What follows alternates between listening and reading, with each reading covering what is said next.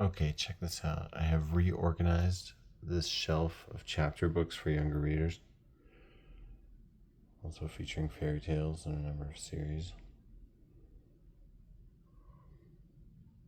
Took things out of the closet, leaving only comics and picture books. Really refined this case. I also found 4 volumes that I thought those should probably go in the paperback section. Watership Down, Alice in Wonderland, and Grimm's Fairy Tales and Andersen's Fairy Tales. I thought those really do add to the larger literary picture, all of them. But I just can't see what I would sacrifice. I looked all over. A couple of doubles will find new homes if I have free boxes. Places at a premium.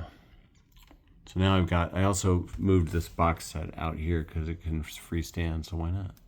Also, it kind of thematically completes this array here. That's good.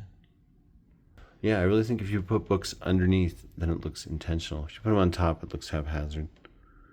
I'm kind of experimenting with this new kind of maximalist, minimalist book shelving style of like refining a collection and fitting as much as you can in the cases. It's great.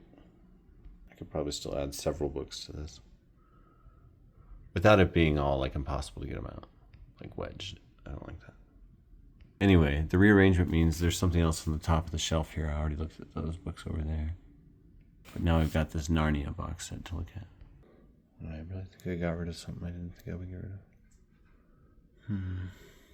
Yes, Lewis's sci-fi series. But is it here? I just don't see it.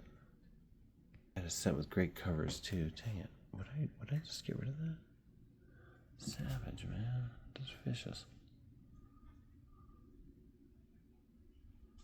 What were you thinking? I always wanted to read those, you fool. Yeah, it was a nice edition. They had great titles too. I do a video on display books sometimes. Just added one to this. That one about the owl. Owl, the size of a beer can, the personality of a bank president, adopted and raised by William Service, his wife, and their 3. Anyway, C.S. Lewis. Got this cool box set. It does need a little tape. Oh. This thing says 80s all over it. Ammo. Does need some tape. I was one of those kids that was just sick that Narnia wasn't real when I was a kid.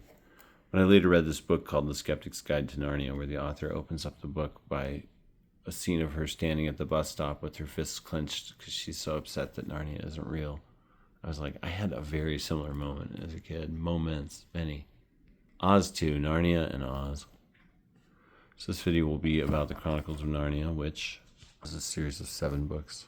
This looks like 2 different editions shuffled together. That's funny. That's a hallmark of a real world collection right there. Love it, kind of, honestly. Texture. Though these do look like better covers, and I'm sad to not have them. The classic first book.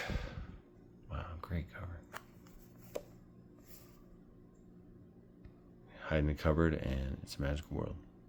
Time passes differently there. And there's this one, kind of continues their adventures. At least one of the people have lost their faith. It's like a big Christian parable. But he uses those archetypes in an effective way. This was the 3rd one, Voyage of the Dawn Treader. This is a cool side story. This uses the idea of Christian conversion in a really powerful archetypal way. There's a scene where a character gets transformed into a dragon, but he has a metal bracelet that doesn't grow on his wrist, and so he's just constantly in pain.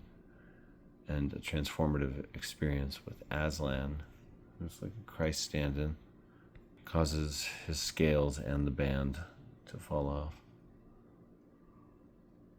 A lot of cool like magic stuff, like going into a painting in this one. This might be the next one. This one goes underground. I don't remember it as well, but I used to have all these on tapes when my kids were little, and we listened to them over and over again. And I read them a lot as a kid. This one's fun, and I love that the talking horse is named Brihi Hinny Hinny Hui-Ha. That's so awesome. This one's very cool. The genesis of the series. Where did Narnia come from? Great origin story. That's how you do a prequel. This is the one Greta Gerwig is adapting right now, which I'm glad this one's getting the big screen treatment. It's a really cool one. Here's the last days of Narnia, like the Book of Revelations, basically.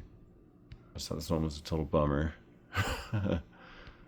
Anyway, C.S. Lewis, super Christian dude, but he recognized archetypal ideas that had resonant power, and he was a good writer and fantasy builder. Good friend of J.R.R. Tolkien. They had tea together every day inside a department store. What?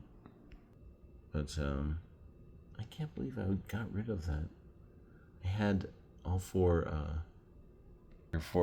books of C.S. Lewis's sci-fi series in paperback. Like Trade Size, my fave.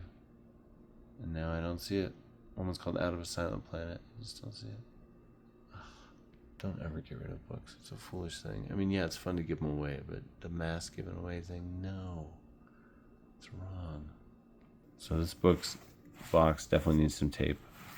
The whole thing has nice aesthetic value as well, and it's good in this little tableau of useful books.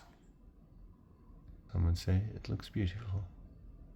Some things around, so I could start to look at these shelves a little differently again. Maybe I'll save that. Maybe next I'll look at what I said I would look at before, all the weird nonfiction. They're all for younger readers, but they could go in the strange, weird book section that I have.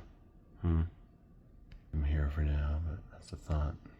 Also, let's not trade size. $12 million note.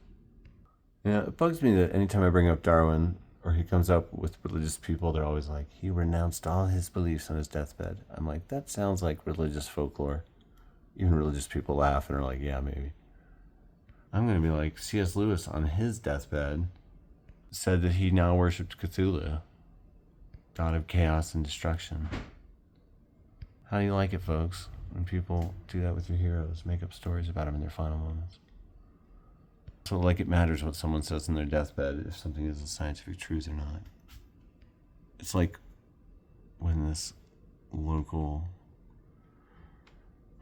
social media goon / photographer tried to start a beef with me. He did. It was like on the news talking about me a bunch of times. And I was like, I'm still going to write a negative article about you and your practices. And so he goes on the media. He hates homeless people and he's tearing me down. I'm like, you're not homeless. You're exploiting the homeless. He did a video of homeless people dancing to the song Happy from Pharrell. It was beyond gauche. I said something about it online and he turned it into a... Anyway, he thought we could settle our ideological differences, and my problems with his total dishonesty and like idiot, pointless provocations as a creator.